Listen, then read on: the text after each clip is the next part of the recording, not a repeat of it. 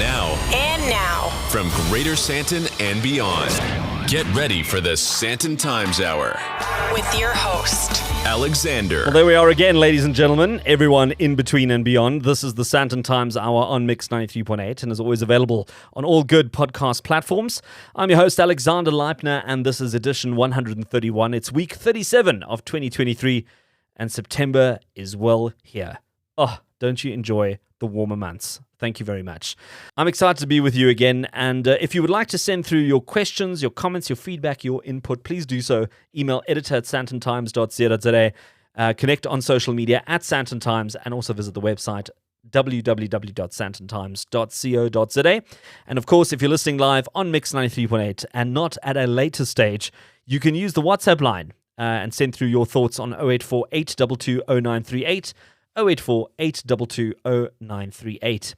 A very special welcome to you if you're up on the Highveld, Johannesburg, Pretoria, Vereeniging, Gauteng in general. Then, of course, if you are anywhere in the world, you're also welcome to the show. If you're listening online, on air, wherever you are, I'm happy to report that all is well in Sandtonland. Another interesting week in Sandton, mind you, and I'm joined once more by my man behind the mixing desk, Vincenzo. And, big day in the United States as they mark 22 years since the attack on the World Trade Center in New York City. 22 years. Where were you? It's one of those days that we all remember, and I know it's probably been discussed ad nauseum every single year, but I remember I was actually having a conducting lesson. So at one point, I was actually still in school. I think I was actually in matric. I had signed up to learn how to conduct an orchestra, and I'd just come back from my conducting lessons, from conducting an orchestra. And everybody, I was at boarding school, and everyone was in the what we then call the television room. So there was like a room dedicated to watching television. And I thought everyone was watching a movie. It looked like an American action thriller movie. And I must have walked in just as the second aircraft hit the World Trade Center. It was just unbelievable.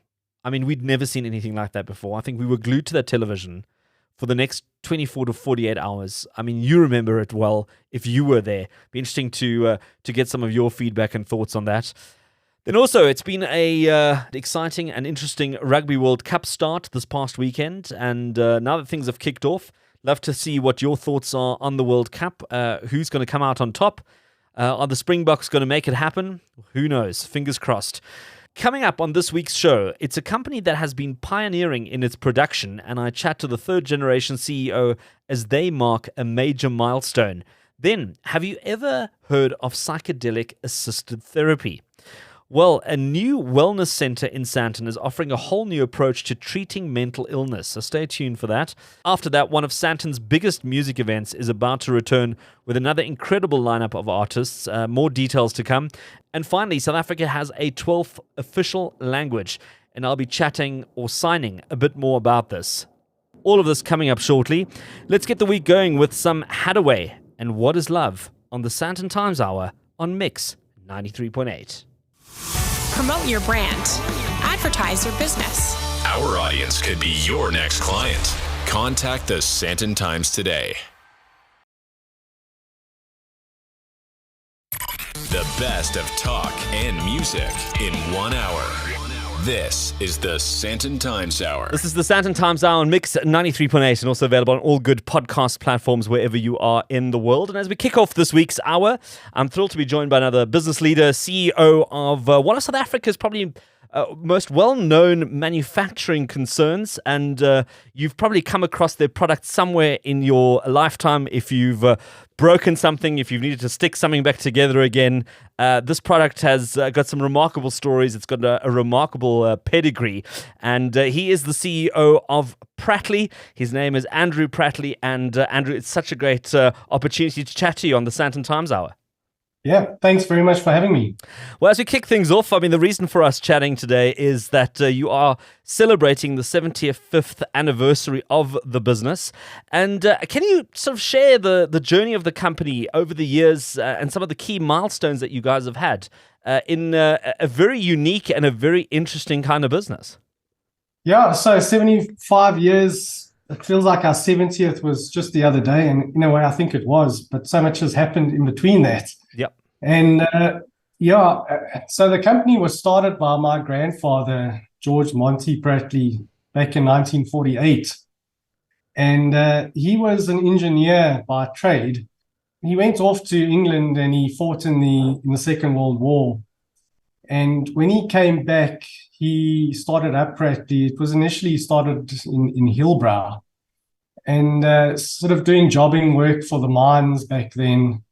And then it started growing upon itself. And he was a very entrepreneurial person. He had a never say die attitude. He started developing some products for the mines and got into electrical termination equipment. And one of the products was an electrical junction box. What he wants to do at the time is he wanted to find something which would adhere as well as insulate the electrical termination or the terminals inside the junction box. And then it was where sort of Pratley Putty started coming into the mix, where he started looking at epoxy type of things to stick these terminals down. And that was the birth of Pratley Putty. So the two divisions of the company are very interrelated. And the adhesive side grew on that. And that's sort of the early history of it. You stuck with it, as one would say, yeah? We stuck with it, and we still are. Well, that's great. And I mean, I remember such legendary stories about Pratley Putty and obviously the adhesives business. Something along the lines of that it was one of the few, if the only, South African product that ended up going to the moon. Is that right? Yeah, that's correct. It's quite an interesting story, that, and it actually kind of ended up happening a little bit by accident, really.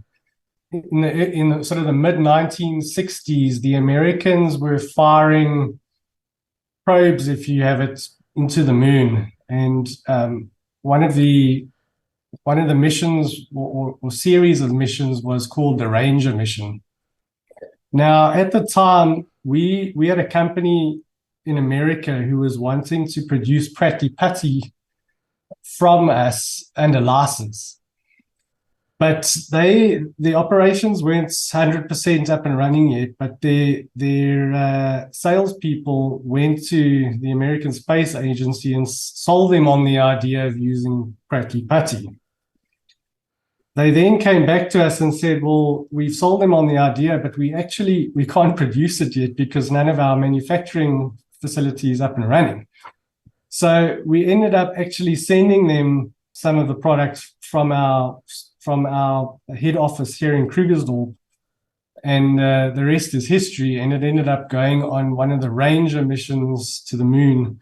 We're not sure on the exact date, but it was around the mid-1960s.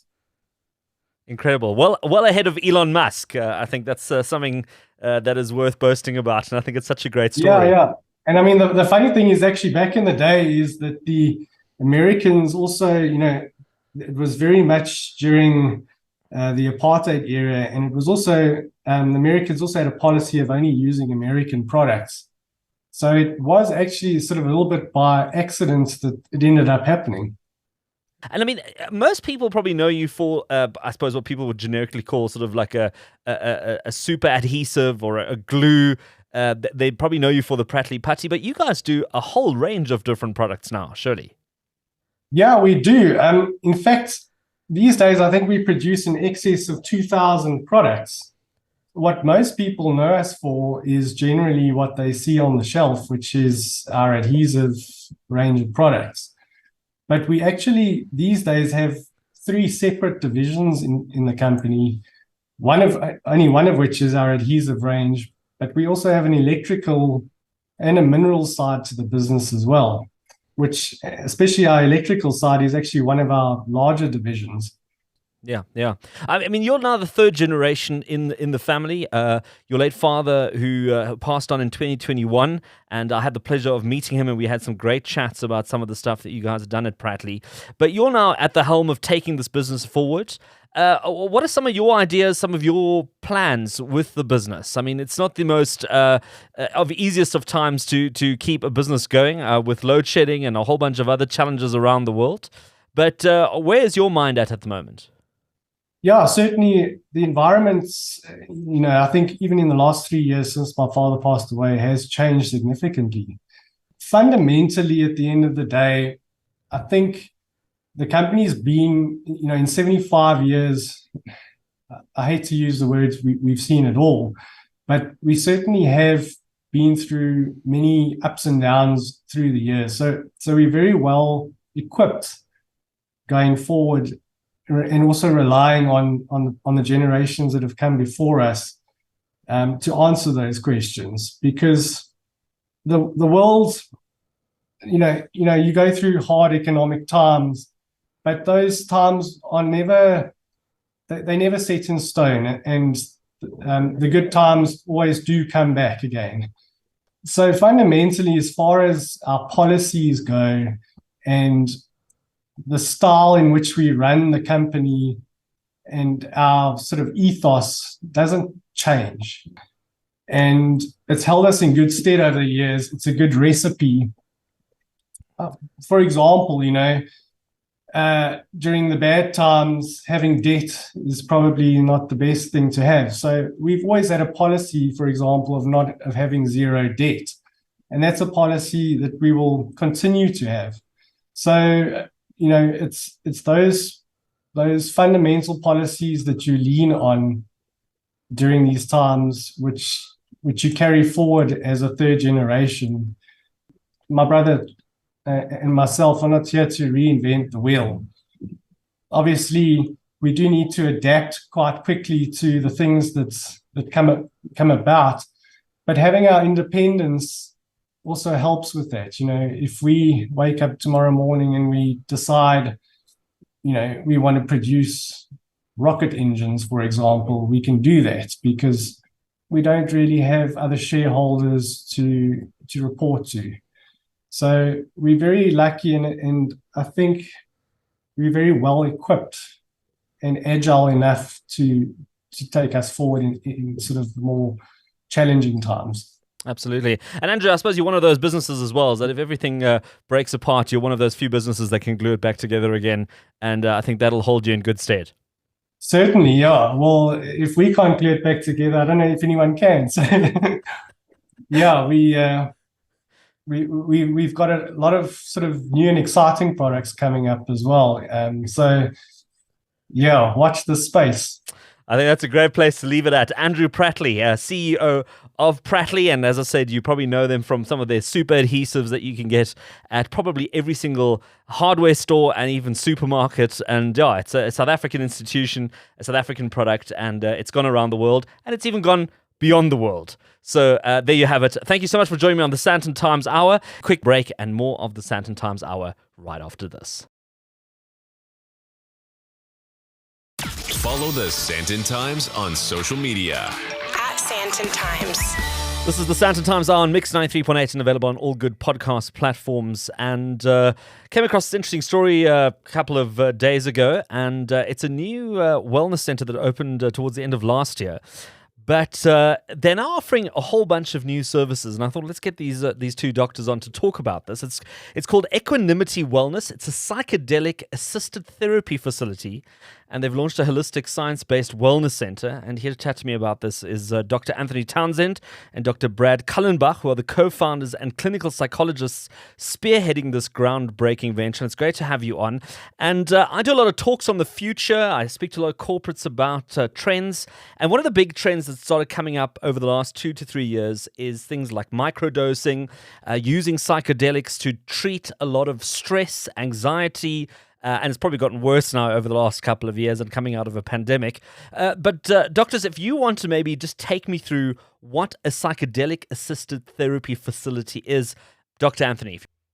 So Psychedelic-Assisted Therapy Center is really a science-based center intended to promote somebody's wellness.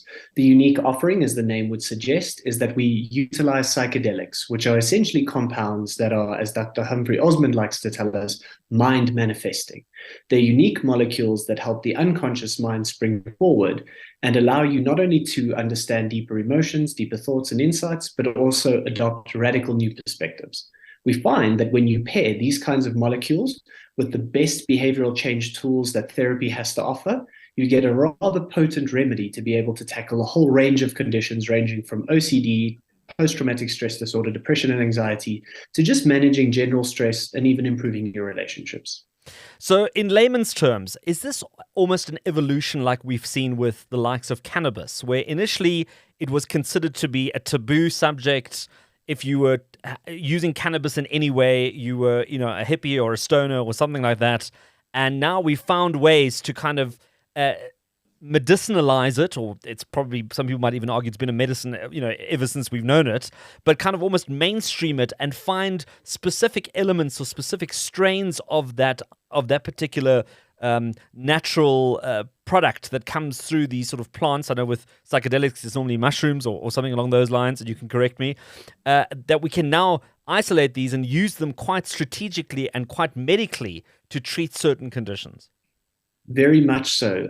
As many have likened it, you can almost think of psychedelics are to psychology what the discovery of the telescope was to astronomy, or to the microscope for biology. We now get to actually synthesize these chemicals and use them in pinpoint specific ways to help make more sense of people and really calibrate the doses according to what people would really need. So they have become much more controlled, and far from being dosed into sugar cubes, they now actually get couched within safe medical settings.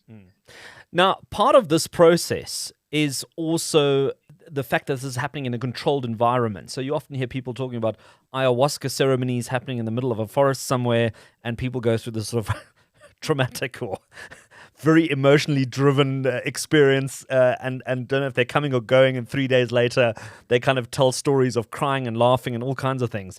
This is a little bit different. This is a little bit more sort of controlled, scientific, guided through that quite intense process, as far as I understand it. That's absolutely right, Alex. Institutions like Harvard, Yale, Oxford, Johns Hopkins set out to adumbrate a framework that would hold and ground and contain this experience and essentially allow people to get the absolute most benefit from the experience in the safest way possible.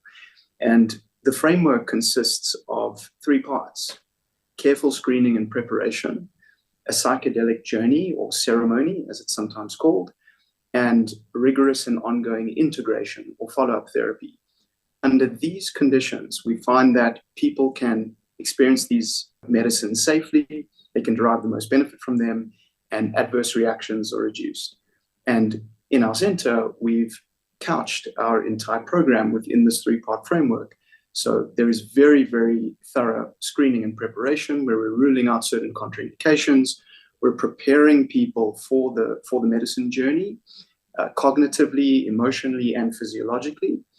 The medicine journey is conducted in a setting where we've paid very careful attention to the aesthetics, the kinds of organic, natural aesthetics that allow one to have a comfortable and safe experience. And we've developed an extremely rigorous and thought out integration framework or follow-up therapy framework where we allow people to really translate the benefits from the journey into some kind of meaningful and lasting behavior change. Sure. Well, look, I'm keen to hear a little bit more about this. We're going to take a quick break because we're at the bottom of the hour. Quick musical break. I'm going to stay with the doctors. I'm going to chat a little bit more right after this. Back for more? The Sandton Times Hour continues. You're listening to the Sandton Times Hour on Mix 93.8 with Martin Jensen and One Day. My name is Alexander Leipner, and you know how this works. If there's anything that you heard on the show, but you didn't get all the information, you didn't catch the name, the contact details, we're going to put all of that information up on the website, sandtontimes.co.za. You can go onto the website in your own time during the week or after the show and just follow up on those conversations and see if there's some information there that you wanted to have but didn't manage to jot it down. Also, check out the social media accounts at Sandton Times, and you can also use the hashtag Sandton Times Hour. And also, get in touch, reach out, share your feedback and your inputs. I'm in conversation with Dr. Anthony Townsend and Dr. Brad Kallenbach just before the break. They are the co-founders and clinical psychologists spearheading Equanimity Wellness. It's a center in Sandton, and it's a psychedelic-assisted therapy facility which has launched a holistic science-based wellness center. We were chatting about psychedelics and how these are used to treat certain conditions, and I'm going to pick up on this conversation because I'd like to hear from you doctors. What have been some of the results that people have gotten from this? Sort of what have they come in with? And through this psychedelic treatment, what are some of the results that they've managed to get from this? Fortunately, Alex, the results have been largely astounding, and this is very much in line with what we've noticed from the international literature. To give some context, the predominant agent we use at our center is a pseudo-psychedelic called ketamine. In high doses, it's an anesthetic. In low doses, it's more of a dissociative psychedelic. So it gives out-of-body experiences and allows you to alter your consciousness in ways that induce the ability to process emotions differently. And the profound effect that we've noticed with something like ketamine is that someone could come in suicidally depressed, and within the short space of time, within 40 minutes, they could come out no longer feeling suicidal. Now, I realize that might sound like science fiction, but genuinely, we have seen rapid and powerful relief from overwhelming symptoms of depression, anxiety, and PTSD in short spaces of time.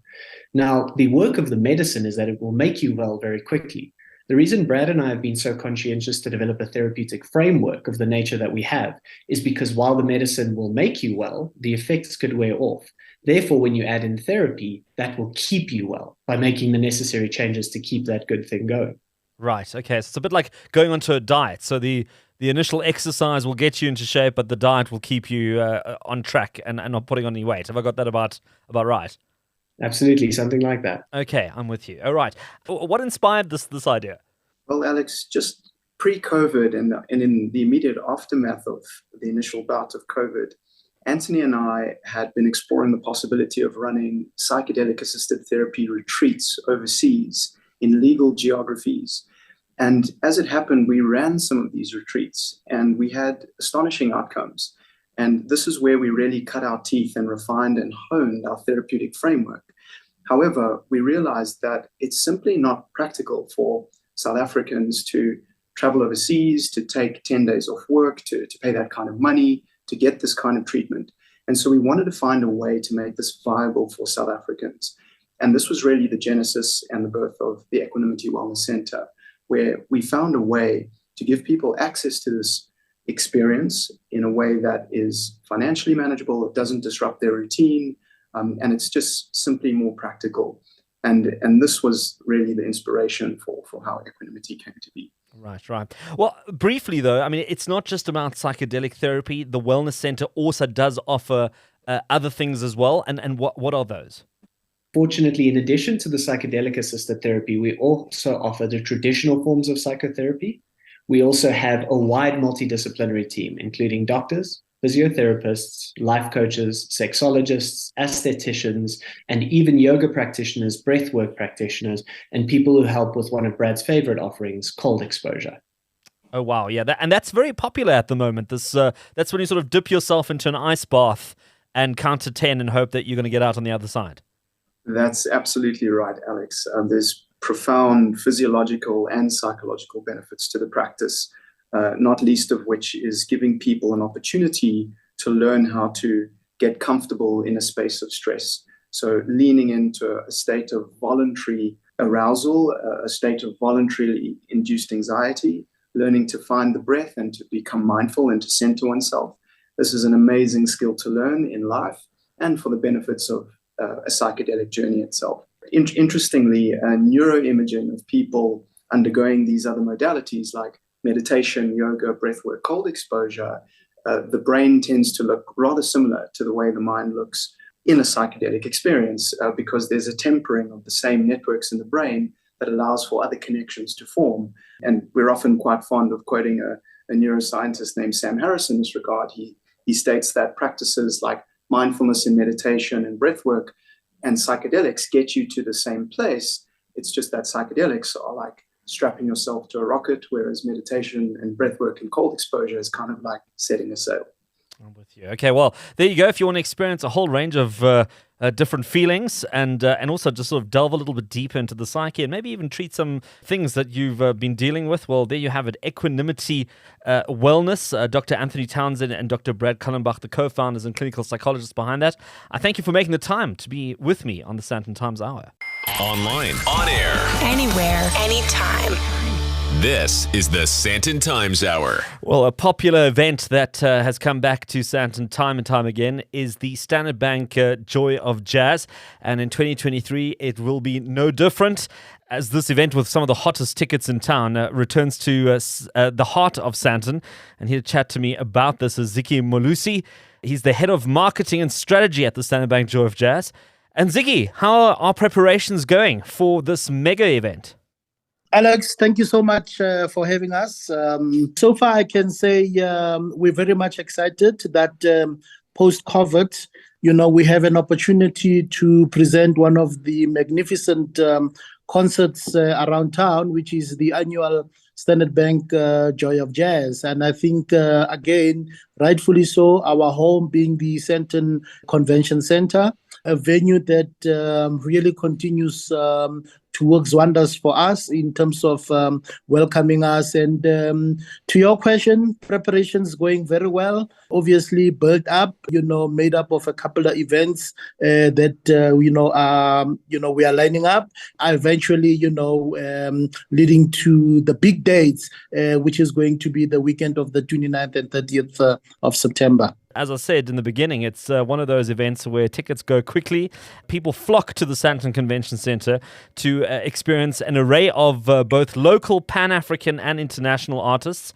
And Zikie, maybe you can take us through some of the talent that you're expecting to be performing at the Standard Bank Joy of Jazz this year. Look, always a difficult, exercise to go through in terms of curating, artists, for the year. Particularly because, those that have performed on this big stage are always looking forward to an opportunity to come back again, But, with our rotational kind of plan that we have, we always believe that there's a whole lot of talent in South Africa, who have got to be given, an opportunity. I wouldn't necessarily call any names in order of importance, except to say, like you rightfully say, it's a nice balanced mixture, which again, an opportunity for the artists to bring their craft, to their, fans. Quite exciting for us is the opportunity that, we have to expose, our followers to, Andreas Vollenweider. Yes. Who, most of your listeners will know very well. I mean, for over 3 to 4 decades, his music, has really resonated well with, with South African audiences.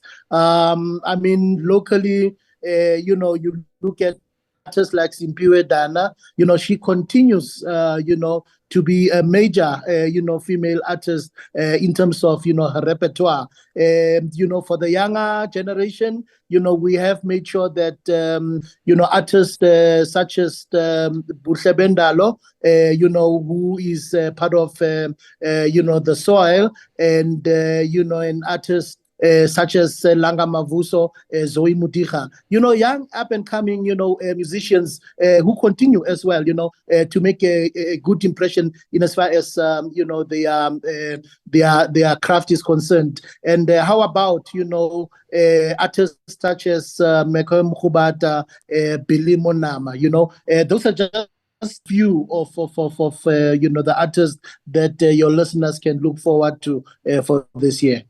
Well, you probably find that there's such a rich talent base in South Africa and also just across the border that it's probably almost unnecessary to sometimes bring in international artists to elevate it even more. But it is great to see that you are constantly exposing audiences to new names. And I mean, I must be quite honest, when I saw Andreas Vollenweider on there, the Swiss harpist, I think the first time I heard him was when I was 5.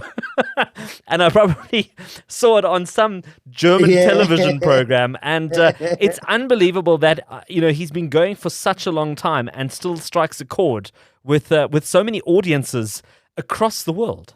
Well, let's look at it this way, Alex. South Africa being part of the global stage now. I mean, our country, irrespective of at times, the socio-political issues that we want to think about, but it's a great country. Most of these guys are always looking forward to coming back to the shores and experiencing whatever that, the country has got to offer. And to a large extent, Alex, what really humbles us as a team is the fact that these are the artists that go back to become ambassadors, of our culture and our music, including, the great things that the country, has got to offer. And having the privilege of seeing an artist like Andreas Vollenweider coming back to our shores, from Europe, it really augurs well, for everything that we are trying to do in as far as making, the country, the spotlight to shine on it again, like I say, respective of other things. And look, I mean, his repertoire, over the years, music that has really, again, been good for the heart, the mind, and the soul. And what a perfect opportunity, to give our, patrons an opportunity. Over and above, Alex, let's face it, you and me.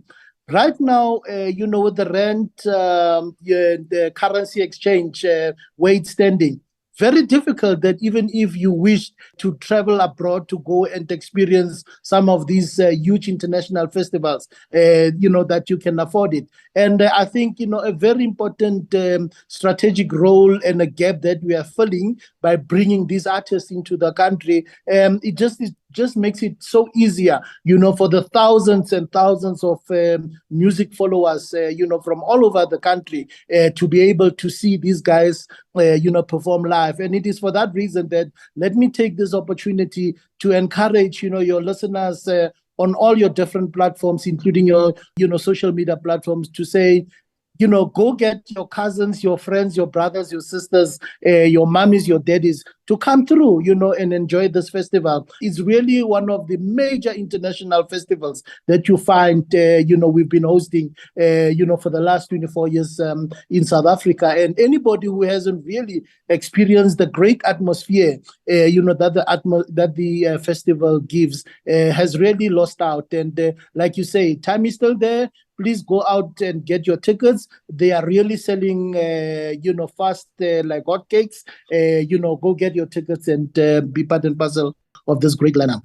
Well, it's certainly a good message that, and I was actually chatting to a concert organizer not too long ago who was telling me how people are coming from Europe to book concerts that they would try and see in Europe, which probably costs a small fortune. And they actually come to South Africa and make a holiday out of it, go on safari, watch the concert, and get to see artists that they wouldn't be able to see in their own backyard, would it not be for the opportunity to come to South Africa. There was Zikie Molusi, Head of Marketing and Strategy at the Standard Bank Joy of Jazz. All the information will be up and is already up on the sandtontimes.co.za if you want to get some more information around tickets.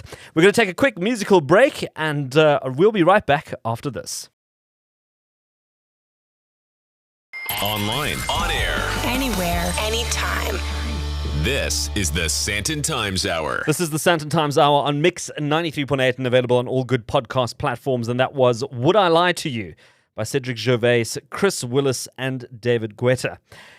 Now, this next segment, as we are close to the end of the hour this week, would be very difficult if you were deaf, or if I was doing this entire segment in sign language. But sign language has been adopted as the country's 12th official language by the National Assembly of late. And I don't know if you know this, but more than 4 million people in South Africa are deaf or hard of hearing and rely on sign language to communicate. And here to chat to me is a lady called Khetha Mbata. She signs in isiZulu, and you would have seen her on channels like Newzroom Afrika doing what she does, but she does it also on TV and also offline as well. And Khetha, it's great to have you on the Sandton Times Hour. Thank you so much for having me, Alex. So Khetha, what does this mean to someone like you who does this as a profession, who is embedded in the sign language community, having this language being recognized as a 12th national language in South Africa? How much time do we have? I'm joking. Okay, so for me, I feel like the importance of having sign language as an official language, it lies in providing recognition a legal protection to the deaf community, as well as increasing the accessibility and inclusivity in society. So, I mean, as we know, the world is becoming increasingly inclusive in everything. So, I mean, I feel deaf communities shouldn't be left out. Having sign language official, it also can help with the breakdown on communication barriers that deaf people experience every day. And also it will help assist deaf individuals to fully participate in various aspects in our society, such as education. They can go to get employment, and also any political engagement or any form of engagement that they want to participate in. It will allow them to participate fully, just like any other person. Look, I have a huge fondness for the sign language community, and especially the deaf community. I think it's quite an expressive language because obviously you use a lot of your body to sign and to communicate, and it's quite fascinating to watch people communicate in sign language. And it's also a bit of a tragedy up until this point, because I think children, especially youth who are born into a world without sound, it's not that you are disabled in any way. It's probably the wrong term to use, but the fact is that schools and universities are not geared to communicate or to teach in sign language unless you're prepared to pay, I suppose, a significant amount of money to go to a private school that is specialized in that. And through that process, those kids are then left behind in the schooling system and then also carrying on to study. And if you're thinking that there's 4 million South Africans who are probably very able to do a lot of different things, and I've seen companies like Woolworths who started bringing in cashiers who sign or who are deaf, more than capable to work in the workforce. It's just been a series of structural or societal setbacks that have not allowed them to flourish and to be part of society. Yes, definitely. I mean, when we think back, we have a lot of deaf schools. But back maybe a few years ago, not only a few years ago, we started having teachers who are actually capable of teaching deaf learners. We go to schools where you have a teacher who's been there 7 years. Some teachers don't even know how to sign. So what the department used to do back in the days, they would hire a teacher who has a qualification in teaching, but do not have the language to teach the deaf learners in school. So it ends up, it impacts deaf people in a negative way. So we do now have universities that are teaching sign language as a degree. I, for one, went to University of the Free State. I now work for University of Witwatersrand. We have sign language as a degree, and also DUT also has sign language. You can actually learn it. Okay. Quite interesting now. I'm hoping that with the country now recognizing sign language as the 12th language, it'll hopefully start breaking down these barriers and start integrating it more and more into things like universities, schools, etc. Now, you obviously do this professionally, you do this in different platforms, but one of the big elements of sign language is that you have to be able to see it. So there's obviously limitations with structures like radio and these sort of platforms where sign language isn't possible. Definitely. For hearing people, we have what we call incidental learning. While you are washing your dishes and the radio is playing. So you're picking up on information, you're picking up on what is happening around the world and like the pandemic, everything that is happening. You can just learn. You're not really focusing on that, but you hear people talking in a taxi, you are learning. But then for deaf people, everything needs to be taught. Yeah. Because they don't have they don't have the luxury of incidental learning. Very interesting observation that. Now that we've got South Africa adopting sign language as the 12th language, I suppose for people who are not familiar with sign language, they would say, well, sign language is sign language if you're in Tokyo, Japan, or if you're in New York in the United States. It's all the same thing. Is it all the same thing, or are we going to have a very South African sign language that is different to somewhere else in the world? Yeah. Each country has their own sign language. We have American, we have South African, German, Nigerian, Kenyan. Each and every country has their own sign language. Like, for an example, in South Africa, a sign for toilet. In America, it's a sign for name. Oh, gosh. So, oh, wow. Yeah. So we all have our own, and also most people believe that sign language you have isiZulu sign language, English sign language, Afrikaans sign language. That is not true. It's one sign. If I say a table, I'll sign the table the same way I'll say the word tafel or itafula. So it doesn't change with languages in South Africa, like all over actually. It will be just the one sign for whatever language that you're speaking. Incredible. And I mean, I suppose life has gotten a little bit easier now. I've seen that a lot of more programming is now also including subtitles on a lot of programming for completely different reasons. It's got something to do with the way audio is recorded in movies and in television compared to 50 or 70 years ago. But those things must also be able to assist those who cannot hear the dialogue. At least they are able to follow it and read it. Yes, definitely. But again, we should also remember what I said before with the education for deaf individuals. Not everyone is able to read and understand what is being read, what is like the English language. Not everybody understands. So, and also subtitles are very quick because people speak faster. So then it means they have to sit in front of the TV. Not everybody, again, has the luxury of a bigger TV. That is why you always advocate for a bigger box for a language interpreter, and also to have the subtitles larger, and so, but it really, really helps. It helps definitely in the deaf community, yeah. Well, Khetha Mbata, she is a sign language interpreter. She signs in isiZulu on Newzroom Afrika. I'm sure you've seen her on the channel before. She's certainly, I think, going to be a hell of a lot busier now that the language has been adopted as South Africa's 12th South African language. And Khetha, it's been great having you on the Sandton Times Hour.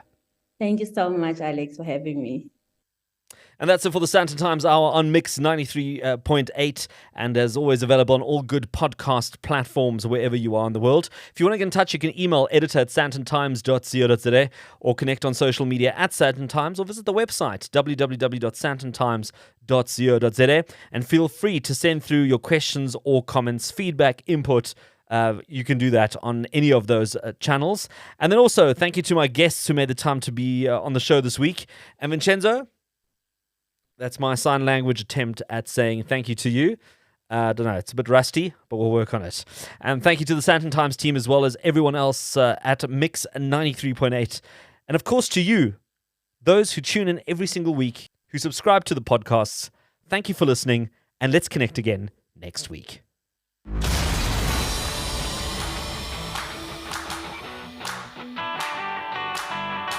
That's it for this week. Thanks for listening to the Sandton Times Hour. And if you enjoyed it, be sure to share it.